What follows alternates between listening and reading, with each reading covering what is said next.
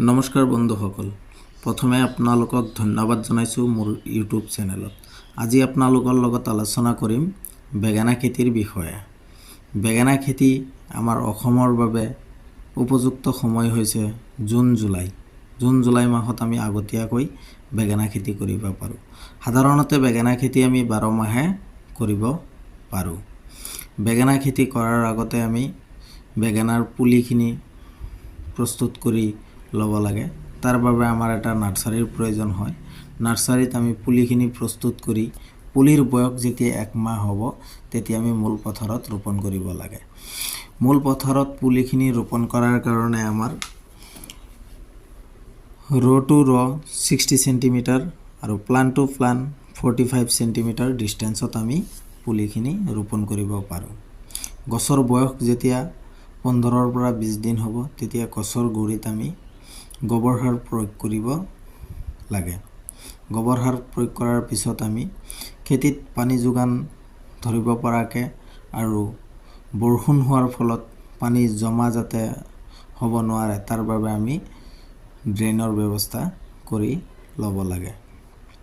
বেঙেনা খেতিৰ বয়স যেতিয়া 1 মাহৰ পৰা 1.5 মাহ হ'ব তেতিয়া আমি বেঙেনা খেতিত আমি বাঁহৰ কামি বনাই কিনে গছৰ গুৰিত পুতি দিব লাগে আৰু এই বাঁহৰ কামিৰ লগত গছখিনি ভালদৰে বান্ধি দিব লাগে যাতে ধুমুহা বতাহ আহিলে আৰু বেঙেনা লাগন আৰম্ভ হ'লে তাৰ ওজনত যাতে গছখিনি ভাঙি নাযায় তাৰ বাবে বান্ধি দিব লাগে।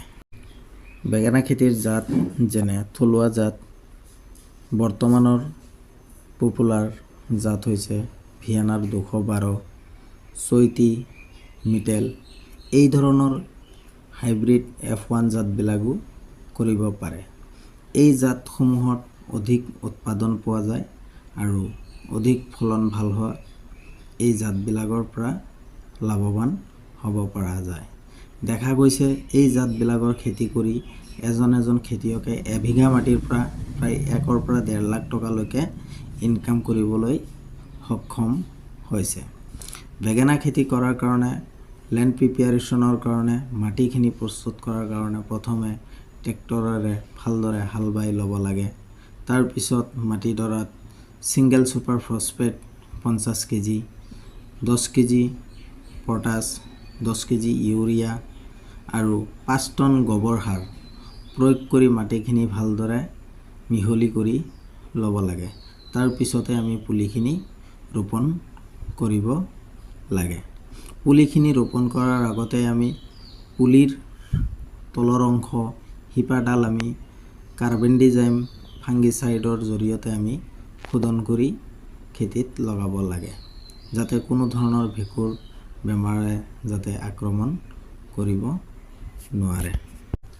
বেঙেনা খেতিৰ ডাঙৰ সমস্যা হৈছে কীট-পতংগ আৰু বেক্টেৰিয়া উইল্ট, লেৰেলি যোৱা, গছ লেৰেলি গৈ মৰি যোৱা বেমাৰ।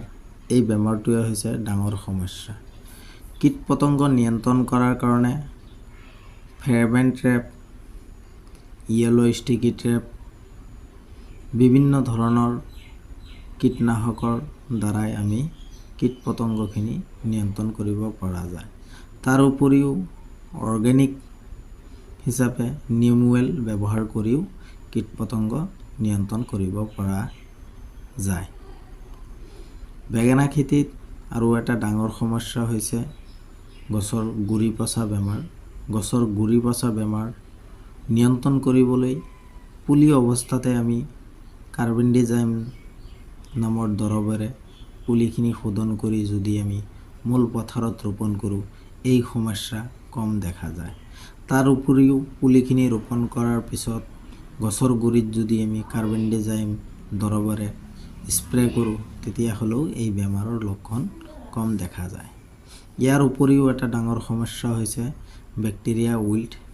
এই বেমাৰটো লগাৰ লগে লগে গছৰ মূল শিপাডালত এই বেমাৰটো আগচি ধৰে আৰু তলৰ পৰা খাদ্যখিনি গছৰ ওপৰৰ ফালে আহিব নোৱাৰে, ল'ব নোৱাৰে গছে, যাৰ বাবে গছখিনি লেৰেলি যায় আৰু লাহে লাহে গছটো মৰিব আৰম্ভ কৰে। এই বেমাৰ নিয়ন্ত্ৰণ কৰাৰ কাৰণে আমি মাটিত আগতীয়াকৈ চূণ প্ৰয়োগ কৰিব লাগে।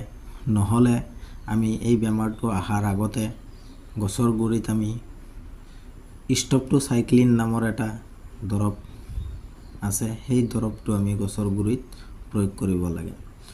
জৈৱিকভাৱে আমি এই বেমাৰটো নিয়ন্ত্ৰণ কৰাৰ কাৰণে আমি ট্ৰাইকোডাৰ্মা বা চিউডোমোনাছ নামৰ এই দুটা জৈৱিক দৰৱ আমি গছৰ গুৰিত স্প্ৰে কৰি কিনেও এই বেমাৰটো নিয়ন্ত্ৰণ কৰিব পৰা যায়।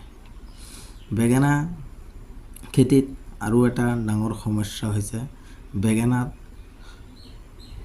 বেঙেনাত পচি যোৱা বেমাৰ। এই বেমাৰটো ৰক্ষা কৰিবলৈ আমি ট্ৰাইকোডাৰ্মা নামৰ দৰৱেৰে আমি এই বেমাৰটো নিয়ন্ত্ৰণ কৰিব পৰা যায়। বেঙেনা খেতিৰ উৎপাদন সাধাৰণতে বৰ্তমানৰ যিখিনি F1 জাত আছে সেই জাতখিনিৰ পৰা দেখা যায় প্ৰতি বিঘাৰ প্ৰতি প্ৰায় 80ৰ পৰা 90 কুইণ্টেললৈকে এই বেঙেনাখিনি উৎপাদন দেখা যায়।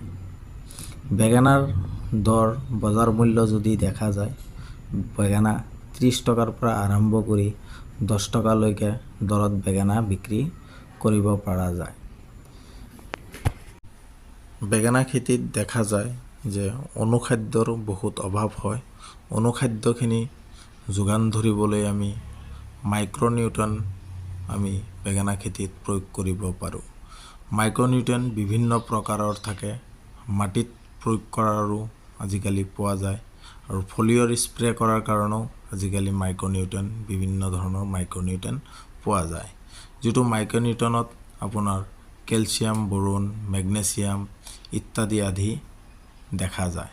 সেই মাইক্ৰনিউট্ৰিয়েণ্টখিনি বেঙেনা খেতিত প্ৰয়োগ কৰিলে বেঙেনাৰ চেহেৰাবিলাক খুব ধুনীয়া দেখা যায় আৰু বেঙেনাখিনি খুব সোৱাদযুক্ত বেঙেনা হয়। মাইক্ৰনিউট্ৰিয়েণ্টটো বেঙেনা খেতিৰ বাবে অতি জৰুৰী।